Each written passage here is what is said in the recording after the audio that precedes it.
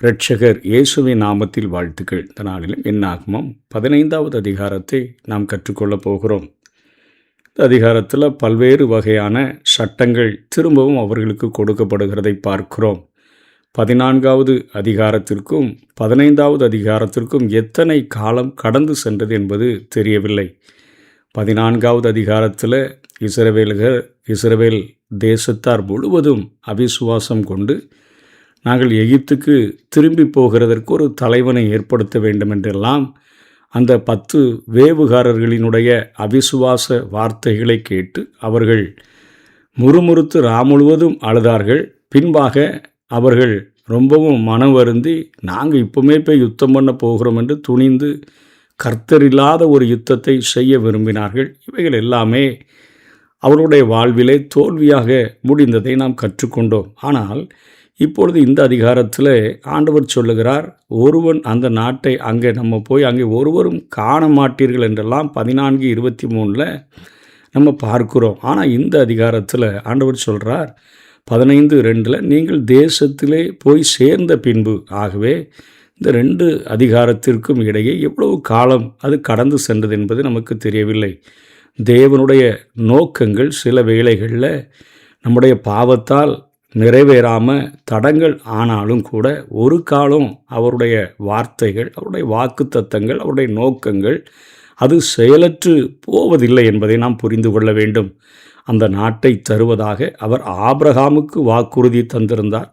அவருடைய சந்ததியாரில் ஒரு தலைமுறையினர் அதை பெற விசுவாசமற்றவர்களாக இருந்தால் அவர் அதனை அடுத்த தலைமுறையினருக்கு அவர் கொடுக்கக்கூடியவராக இருக்கிறார் என்பதை இந்த அதிகாரத்தில் நாம் புரிந்து கொள்ளுகிறோம். அதாவது 14வது அதிகாரத்தில் நீங்கள் ஒருவனும் அந்த நாட்டை காண மாட்டீர்கள் என்று சொன்ன ஆண்டவர் நீங்கள் இந்த தேசத்திலே போய் சேர்ந்த பின்பு என்று சொல்லுகிறதை பார்க்கிறோம். இஸ்ரவேல் மக்கள் வாக்குறுதி பண்ணப்பட்ட தேசத்தில் குடியேறிய பிறகு அவர்கள் கொண்டு வர வேண்டிய காணிக்கைகள் பற்றிய விவரங்கள் தான் முதல் 29 வசனங்களில் கொடுக்கப்பட்டிருக்கிறது. இங்கு சொல்லப்பட்ட பலிகள் ஏற்கனவே மிகவும் நுட்பமான அந்த விவரங்களுடன் தரப்பட்டு விட்டது, ஏற்கனவே சொல்லப்பட்டு விட்டது. இங்கு சபையார் அறியாமல் செய்த பாவங்கள் பற்றிய விவரங்கள் விசேஷித்த வகையில் முக்கியப்படுத்தி கூறப்பட்டுள்ளதை நாம் 22வது வசனத்திலிருந்து 26வது வசனம் வரையிலும் பார்க்கிறோம். அதே போல தனி மனிதன் தன் அறியாமையினால் செய்த பாவங்களும் முக்கியப்படுத்தப்பட்டு இருக்கிறதை நாம் 27வது வசனத்திலிருந்து 29வது வசனம் வரையிலும் பார்க்கிறோம். அங்கே சபைக்காக செலுத்தப்பட வேண்டிய 2 பலிகளாகிய ஒரு காளையும் ஒரு வெள்ளாட்டு கடாவும் ஆகும் என்று குறிப்பிடப்பட்டிருக்கிறது. ஆயினும் சபையார் ஒரு காளையை கொண்டு வர வேண்டும் என்றே லேவியராகமம் 4வது அதிகாரம் கூறுகிறது. ஆனால் ஒரு பிரபு பாவம் செய்தபோது ஒரு வெள்ளாட்டு குட்டியை கொண்டு வந்தான் என்றும் லேவியராகமம் 4வது அதிகாரம் கூறுகிறது. இவ்வாறு லேவியராகமம் இவற்றை தனித்தனியாக கூறிய போதிலும் இங்கு என்னாகமத்தில் இரண்டும் ஒன்று சேர்த்து அங்கே சொல்லப்பட்டிருக்கிறத 20-21வது வசனங்களில் நம்ம இங்கே பார்க்கிறோம். முதற் பலனிலே கர்த்தருக்கு படைக்க கடவீர்கள், முதல் பிறந்தது, முதல் கனிகள் எவையாயினும் எல்லாவற்றிலும் சிறந்ததை ஆண்டவருக்கு தர வேண்டும் என்கிற காணிக்கைகள், லேவியர் ஆகமத்தில் சொல்லப்பட்ட காணிக்கைகள் மீண்டுமாக ஆண்டவரால் நீங்கள் அந்த தேசத்தில் போய் சேர்ந்த பின்பு இவைகளையெல்லாம் செய்ய வேண்டும் என்று அங்கே நினைவுபடுத்தப்படுகிறதை பார்க்கிறோம். ஆனால் 30லிருந்து 36 வரையிலும் துணிகரமாக பாவத்துக்கு பலி எதுவுமே அது செலுத்தப்பட வேண்டியது இல்லை. அதாவது வேண்டுமென்றே செய்யப்பட்ட அல்லது கர்த்தருடைய சொற்களுக்கு எதிராக கலகம் விளைவிக்கிற செயல்களுக்கு பலி செலுத்த இயலாது என்று இங்கே ஆண்டவர் கண்டிப்பான ஒரு கட்டளையை கொடுக்கிறதை பார்க்கிறோம். முதல் அங்கே அறியாமல் செய்கிற காரியங்கள், பலிகள், காணிக்கைகள் இவைகள் எல்லாமே இஸ்ரவேல் ஜனங்களுக்கு எப்படி அது பொருந்துமோ அதே போல் அவர்களிடத்தில் தங்கி இருக்கிற அந்நியர்களுக்கும் பொருந்தும் என்று ஆண்டவர் கட்டளை கொடுத்து விட்டார்.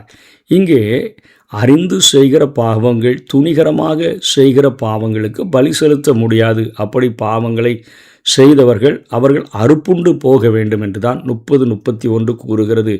துணிகரமான பாவத்திற்கு எடுத்துக்காட்டும் இங்கே கொடுக்கப்பட்டிருக்கிறதை பார்க்கிறோம். அங்கே ஓய்வு நாளில் விரவு பொறிக்கிற ஒரு மனிதனை கண்டு அவனை கூட்டிகிட்டு வந்து இவனுக்கு என்ன தண்டனை கொடுக்கணும்னு தெரியாமல் அவனை காவலில் வைக்கிறார்கள்.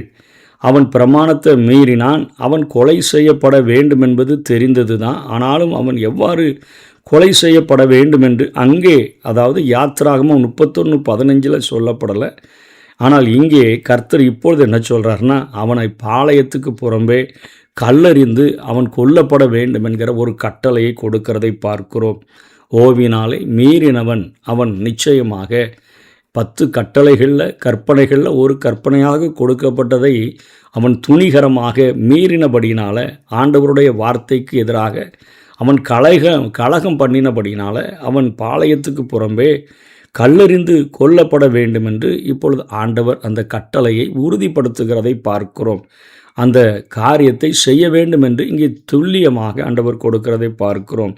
37 41 வசனம் வரையிலும் யூதர்கள் அங்கே தங்களுடைய ஆடைகளின் ஓரங்களில் தொங்கல்களை உண்டாக்கி, ஓரத்தின் அந்த தொங்கலில் இளநீல நாடாவை கட்ட வேண்டும் என்று அங்கே கட்டளையிடப்பட்டது.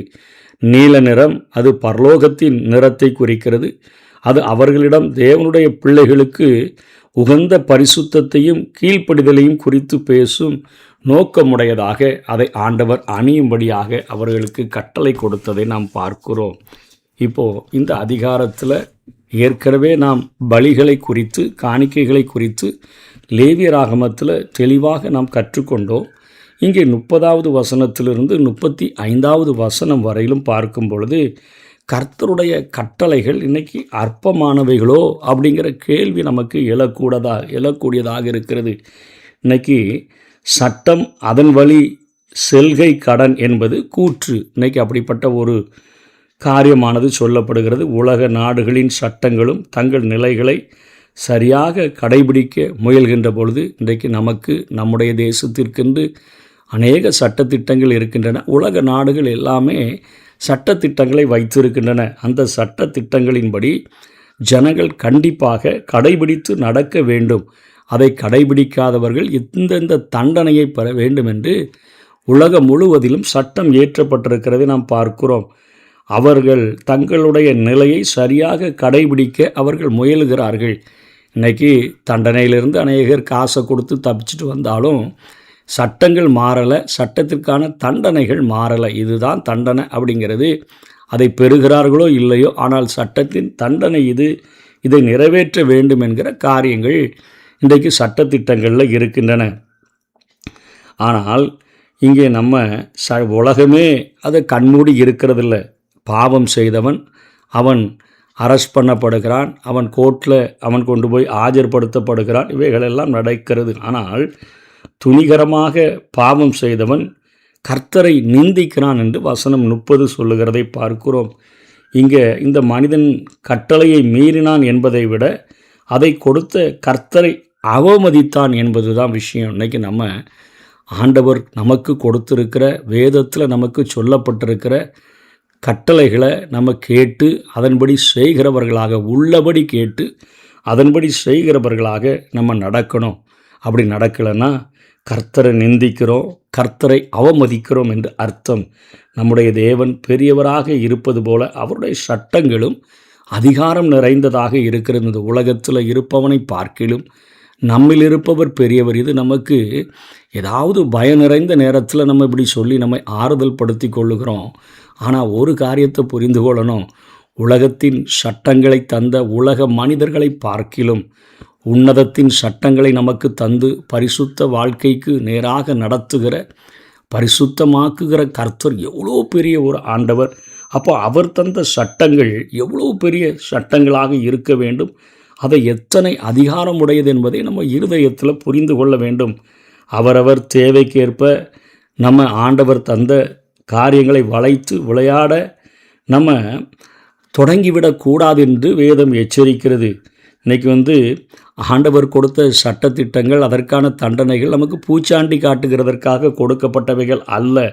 இன்றைக்கி ஒருவேளை கிருபையின் காலத்தில் வாழ்கின்ற துணிகரமாக தவறு செய்கின்றவர்களுக்கு உடனடியான ஒரு தண்டனை கொடுக்கப்படாவிட்டாலும் அது தீர்ப்பு தள்ளுபடியாயிற்று என்பது பொருள் கிடையாது. அவரவர்கள் செய்ததன் பலனை அனுபவித்தே ஆக வேண்டும். ஆகவே நம்ம ஆண்டவருடைய கட்டளைகள், எவ்வளோ பெரிய ஆண்டவர் இந்தந்த சட்டத்திட்டங்களை எல்லாம் எங்களுக்கு தந்திருக்கிறார். அவைகள் உலகத்தின் சட்டங்களை பார்க்கிலும், உலகத்தினுடைய சட்டத்திட்டங்களை பார்க்கிலும் எவ்வளோ பெரியது, அதற்கு எத்தனையாய் நாங்கள் நடுங்கி கீழ்ப்படிய வேண்டும் என்று சொல்லி நம்ம புரிந்து கொண்டு வாழ வேண்டும். என்னுடைய வசனத்துக்கு நடுங்குகிறவனையே நான் நோக்கி பார்ப்பேன் என்று ஆண்டவர் சொல்லி இருக்கிறார். ஆகவே நமக்கு சட்டங்களை தந்தவர் இந்த உலகத்தில் உள்ள எல்லாரை பார்க்கிலும் பெரியவர். உலகத்தினுடைய சட்டங்களை ஏற்றின சட்ட மேதைகளை பார்க்கிலும் அவர் பெரியவராக இருக்கிறார். ஆகவே வேதத்தில் சொல்லப்பட்ட பரிசுத்தத்துக்கு நேராக நம்மை நடத்துகிற எல்லா ஆண்டவருடைய வார்த்தைகளுக்கும் நாம் கீழ்ப்படிந்து நடக்க வேண்டும். அதுக்கு அடுத்தபடியாக 37 41 வரையிலும் நாம் பார்க்கிற பொழுது, இன்றைக்கி மதமாக நம்ம நாட்டிட்டோம். நம்ம இது ஒரு மதம் அது ஒரு மதம்னு உலகத்தில் இருக்கிறது போல் கிறிஸ்தவ மதம் என்று சொல்லி நம்ம மதமாக நாட்டிவிட்டோம். நாம் மனதில் வைத்து வாழும்படியாக நம்முடைய இருதயத்தில் எழுதின தேவனுடைய வசனங்களுக்கு கீழ்ப்படிந்து வாழும்படியான ஒரு மார்க்கம், ஒரு வழியைத்தான் கிறிஸ்தவம் போதிக்கிறது. இஸ்ரவேலர்கள் தேவனையும் அவரது கட்டளைகளையும் நினைப்பதற்கு அங்கே நீல நிற, அதாவது பரலோக தன்மையின் நிறம் அவர்களுக்கு நினைவு நாடாக்களை கட்டியிருப்பதற்காக தேவன் கட்டளையிட்டதை பார்க்கிறோம். நீல நிற நாடாவை அவர்கள் கட்டி அதை அவர்கள் பார்க்கிற போதெல்லாம் இது பரலோக தன்மையின் நிறம், நாங்கள் தேவனுக்கு கீழ்ப்படிந்து பரிசுத்தமாக வாழ்கிறதற்கு அழைக்கப்பட்டிருக்கிறோம் என்கிற காரியங்களை நினைவுபடுத்தும்படியாக அவர்களுக்கு அது கொடுக்கப்பட்டது. தேவன் அதை கட்டியிருக்கும்படியான கட்டளையை கொடுத்தால் பின்பாக அவர்கள் அதை பெரிதாக கட்டினார்கள் என்பதை நாம் பார்க்கிறோம். அதாவது கர்த்தரை நினைப்பதற்கு அல்ல, மனிதர்கள் அவர்களை நினைத்து வணங்க வேண்டும் என்று சொல்லி அவர்கள் அதை பெரிதாக கட்டிவிட்டார்கள். மத்தேயு 23வது அதிகாரம் 5வது வசனத்தில் பார்க்கும் பொழுது, தங்கள் கிரியைகளையெல்லாம் மனுஷர் காண வேண்டும் என்று செய்கிறார்கள், தங்கள் காப்பு நாடாக்களை அகலமாக்கி தங்கள் வஸ்திரத்தின் தொங்கல்களை பெரிதாக்கி.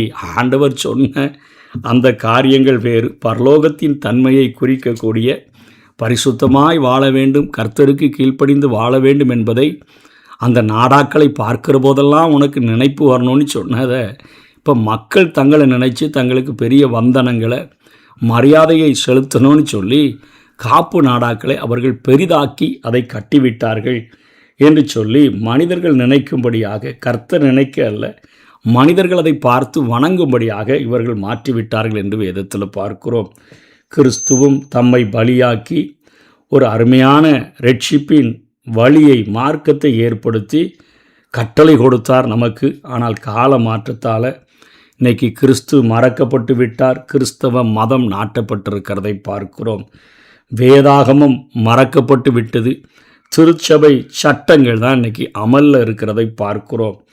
ஆராதனைகள் விடப்பட்டுட்டு ஆச்சாரங்கள் இன்றைக்கி நிலைநாட்டப்பட்டு விட்டதை பார்க்கிறோம். இன்றைக்கி கோபுரங்கள் எல்லாம் உயர்ந்துருச்சு, ஆனால் கர்த்தரோ தாழ்த்தப்பட்ட நிலைமையை பார்க்கிறோம். இன்றைக்கு கல்வி சாலைகளும் மருத்துவமனைகளும் வாணிப மையங்களும் இன்றைக்கு மையப்படுத்தப்படுகின்றது. கிறிஸ்து வெளியேற்றப்பட்டதை பார்க்கிறோம். அதே போல் இன்றைக்கி அரசியல் காரியங்கள், உலகத்துக்குள்ளே இருந்த காரியங்கள் உலகம் சபைக்குள்ளே வந்துருச்சு. இன்றைக்கி ராஜாதி ராஜாவாக அரசனாக வீற்றிருக்கிற ஆண்டவர் இன்றைக்கி வெளியேற்றப்பட்ட ஒரு நிலைமையை நம்ம பார்க்கிறோம். வானவர் பெயரில் இன்றைக்கி வாணிபம்தான் நடக்கிறது என்பதை நான் ஒத்துக்கொள்ள வேண்டும். இன்றைக்கி வானவர் கதவுகளின் வெளியே நின்று கொண்டு வெளிப்படுத்தல் 3:20 சொன்னது போல காரியங்களை செய்து கொண்டிருக்கிறத தான் நம்ம இந்த நாட்களில் பார்க்கிறோம். இதோ வாசற்படியிலே நின்று தட்டுகிறேன், ஒருவன் என் சத்தத்தை கேட்டு கதவை திறந்தால் அவனிடத்தில் நான் பிரவேசித்து அவனோடே போஜனம் பண்ணுவேன், அவனும் என்னோடே போஜனம் பண்ணுவான் என்கிற அந்த வானவரின் சத்தம்தான் இன்றைக்கி நிறுவப்பட்டிருக்கிற காரியங்கள். தனி மனித வாழ்க்கைகள் இவைகளில் ஆண்டவர் நின்று தட்டி கொண்டிருக்கிறார். இன்றைக்கி ஒருவேளை வருகைக்கு முன்பாக கூட அவருடைய சாட்டை உயரலாம், எந்த வடிவத்திலேயாவது உயரலாம். இன்றைக்கி கர்த்தர், இன்றைக்கி ஆண்டவர் இயேசு கிறிஸ்து இந்த பூமியில் வாழ்ந்த நாட்களில் சாட்டையை உண்டு பண்ணி அங்கே ஆலயத்தை சுத்திகரித்ததை நாம் பார்த்திருக்கிறோம். ஆனால் இங்கே காசுக்காரனுடைய பலகைகள் வெகு நாள் நிலைத்திருக்க முடியாது. ஆண்டவர் நிச்சயமாக எந்த வடிவிலோ தன்னுடைய சபையை, இது என்னுடைய ஜெப வீடு என்று சொல்லுகிற சபையை, தனி மனிதனுடைய சரீரம் அவருடைய ஆலயமாக இருக்கிறதே, அதை அவர் சுத்திகரிப்பதற்கு சாட்டையை ஓங்குகிற நாள் நம்முடைய வாழ்க்கையில் நிகழ்ந்துவிடக்கூடாது.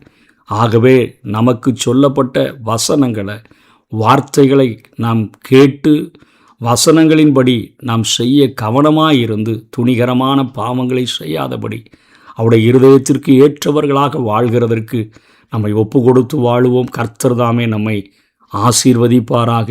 ஆமென்.